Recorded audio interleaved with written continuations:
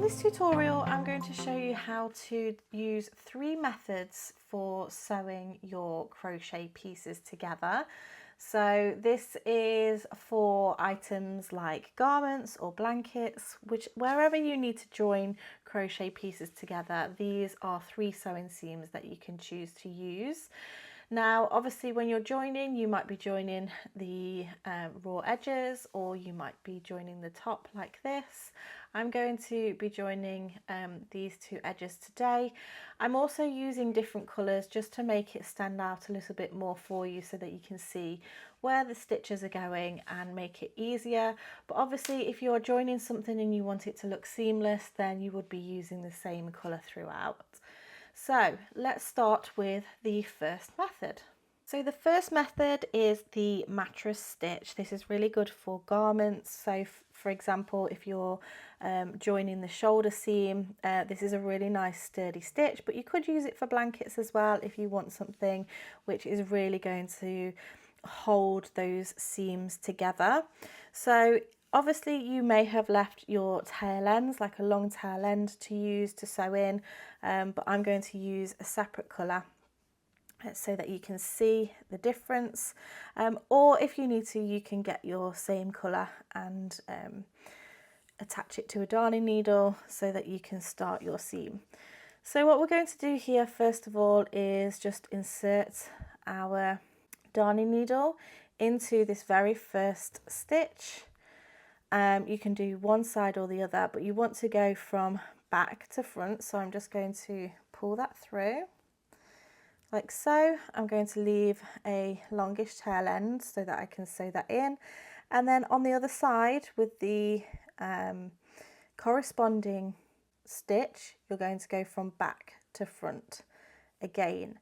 Now this very first seam, you may want to do that twice.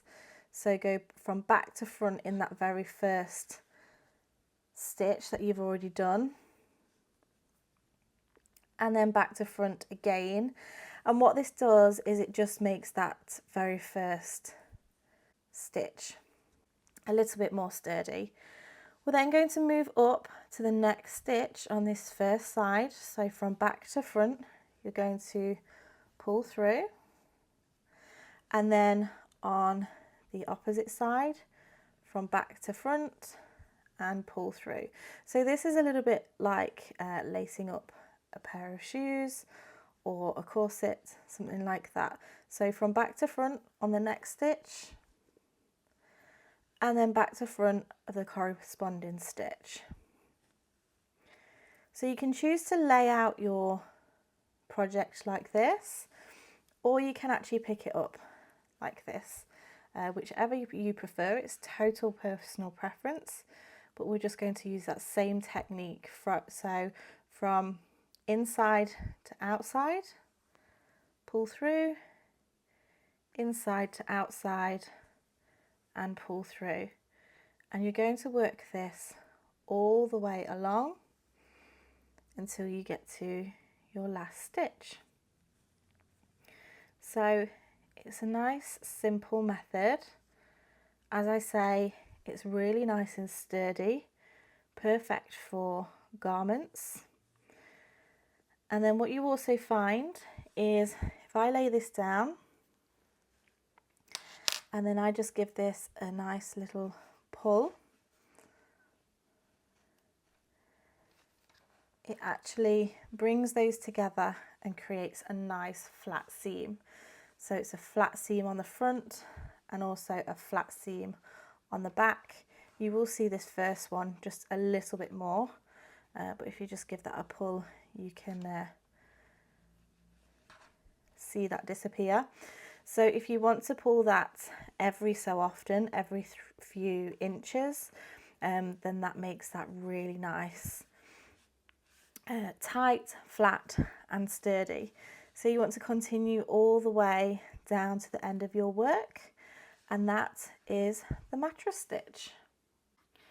We're now going to move on to the next seaming method, which is the whip stitch. So this is really good for projects that aren't taking a huge amount of weight.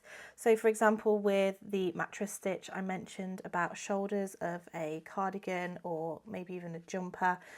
That's going to take quite a bit of weight and quite a bit of pulling, so it's a nice sturdy stitch.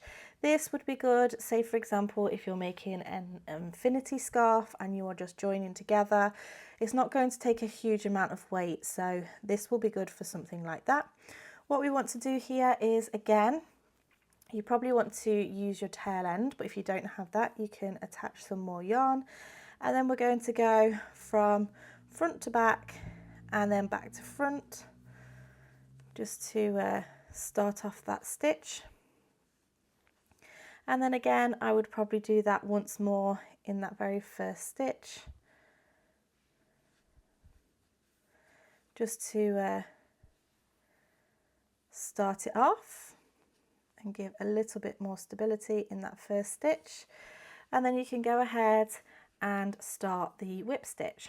So we're simply going to go into the next stitch and then the corresponding stitch of the second attachment, or your second square, second piece, whichever side you're doing, and then come back around and go through and through and pull your yarn through.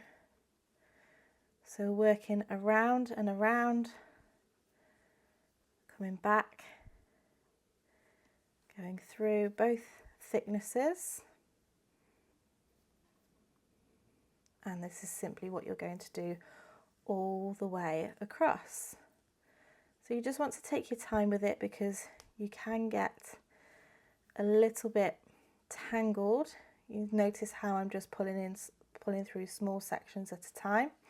I'm not pulling too tight on here at the moment, but you can go ahead and pull a bit tighter just to make sure that's nice and secure. Now obviously you won't see this as much if you're using the same colour, but you can see here that how the stitches are laying, and then also on the back they will lay like this. So you would simply work your way all the way along, do a double insert on the last stitch, and then sew in your ends. So that is the whip stitch. The final seam I want to show you today is the invisible seam, or the invisible stitch. And this is really good if you are wanting to join two different colours together and it's important that they aren't seen from the front of the work. So what we do here is we actually work with our right sides facing. So I would bring these two pieces together like so. And then we're also going to just be working into the back loops only.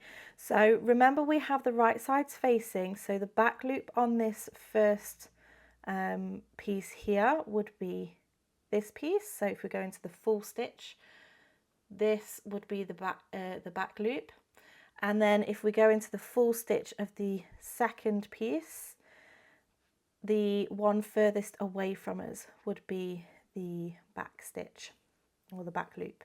So I'm going to pull this through, and again, like the other ones, I'm going to go through that twice, like so. And then this is a little bit like the whip stitch, but we are just working into the back loop only. So you pick up that back loop and the back loop of the second piece and pull it through. Now, of course, if you can, or where possible, you're going to be using the same colour yarn. But if you have two colours like I have for the two pieces of crochet, then you would choose one of the colours, and usually the most subtle of the two, but that can just be personal preference. So I would either use the lilac or the mint green colour for this, but obviously I'm using this other colour for demonstration purposes to make it easier to see. So this is what you're going to do, is simply work your way down. Again, you want to stop every so often and pull that so that it is sitting nicely together, and it creates that invisible seam. So you can just see it slightly through here. I could perhaps just pull that down a little bit more, but as I say, you want to be conscious of what colours you're using for this. So yes, that is your invisible seam. You can see that on this one you will have a slight groove on your join. It will be flat on the back and then a groove on this side. I think that gives some nice definition to if you're joining squares or something. It just gives it a nice bit of interest there, but obviously it's total personal preference depending on what kind of look you are going for. So there we go, they are the 3 crochet sewing seam methods. If you did use any of these in your projects, please make sure that you tag me on Instagram so that I can see them, Bella Coco Crochet. Please also give this video a thumbs up, leave me a comment in the comments section below. I absolutely love to read your comments. Also click that subscribe button and the bell button to be kept up to date with all of my latest videos. Thank you so much for watching and I shall see you again next time. Bye!